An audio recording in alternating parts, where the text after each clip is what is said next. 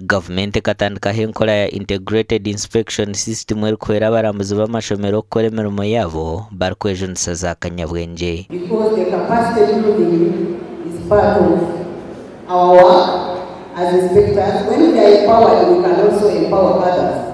I know now you can go when you are well equipped. You supported the head teachers in our districts. Report writing or the report is very, very important. It's an outcome of inspection. And if you don't have a proper report that brings out issues, then it is difficult for the stakeholders also to make appropriate decisions and also take action on areas that require action.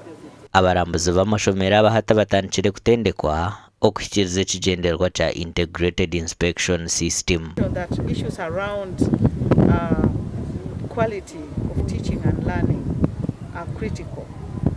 So we decided that during this training we also have a hands-on. First day we do the theories, disseminate the results, discuss about evidence gathering, looking at how inspectors can make appropriate judgments.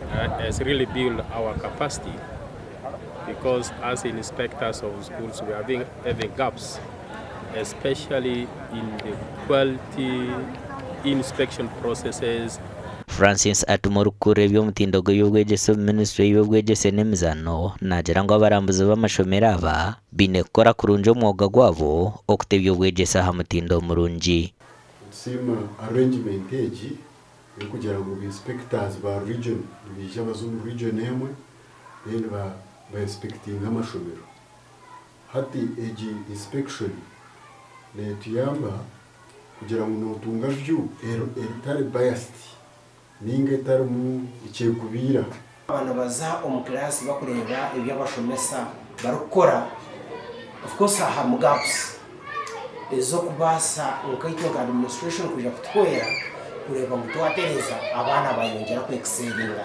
Abaho n'abarambuzibwe nagamwa amashomero agomba rurembo rwa Mbarara. Encourage ya integrated inspection system nehwera abarambuzi b'amashomero abombyanga okukora emirimo yabo barukozesa za kanyabwenge. Aha bwa TV West and Air Achiza.